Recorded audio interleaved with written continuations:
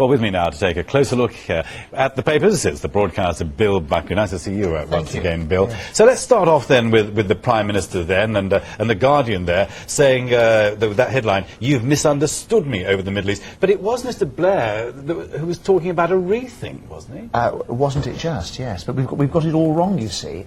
He's going to face down his critics, according to the Guardian, insisting that he's worked throughout for a ceasefire in Lebanon, always on the understanding, the clear understanding, that Hezbollah militia would also be disarmed. This is all going to happen at a Downing Street press conference, well, later today, according to the paper, of course, tomorrow, because we're still on today, aren't we? But it strikes me you don't actually need to go to any press conferences anymore, because the whole thing is released so that all the papers can get it on the front pages of the day. Perhaps they like the tea and biscuits or something. There must be some reason why they will still bother turning up.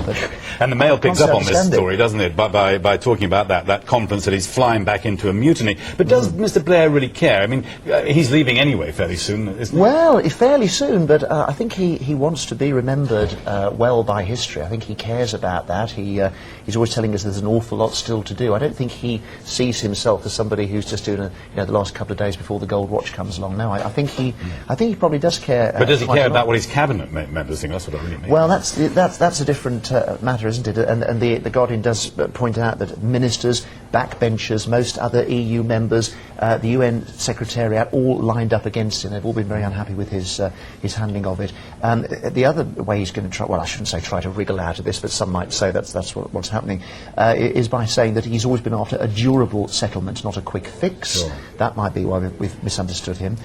They've got various other things they've found out, like the Foreign Office specialist in Downing Street. He ignored their advice. They said the Israeli offensive would be counterproductive, not just the Foreign Office itself, but these specialists who work for him in Downing Street. And whilst all this goes on, of course, the Independent picks up very much with another typical Independent front page here with this photograph of the young girl and talking about how many children have been involved in all this. That's right. They have some bleak statistics on their front page. 615 have now died in the Lebanon. 45% of them are children. 3,225 injured. A third of those are children. And what a shocking statistic, nearly 1 million now, 960,000 refugees, 45% of those are children. And that's then coupled, as you said, to this appeal that they're launching on page 2 of the paper. Let's just move away from the Middle East, and while we're talking about children, we've got the Sun here with this headline about Beverly Elliott, who wants to go free early after killing these children. Well, indeed, yes. The paper reminds us that she murdered 4 children and tried to kill another 9, and therefore received 13 life sentences. Yes, she wants to go early, and she wants families of the victims to back her. The Sun, you will be surprised, I'm sure, not to hear, has had little difficulty in finding one of the bereaved parents to say she must never get out.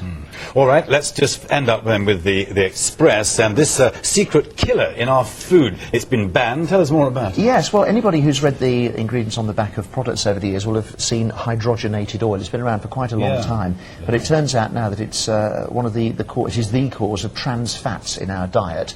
This is the sort of thing we find in margarine, isn't it? Yeah, it's in lots of things, actually. It's in cakes, pies, ice cream, ready meals. Basically, it stops things going off, and it does it very cheaply, so the food industry loves it, but our bodies don't love it. It increases the risk of diabetes, and heart disease has been linked to some forms of cancer, and the experts at the Express have managed to find say it could kill up to $20,000 a year. So Tesco, Sainsbury's and Asda have all announced deadlines for removing it from all their own brand products, and you can bet your bottom dollar that the other supermarkets now will follow suit, won't they, or get left behind. Well, thank you very much for bringing that to our attention, and we'll see you later with a little bit more in-depth look at some of the papers. Many thanks indeed, Bill Buckley, for joining us.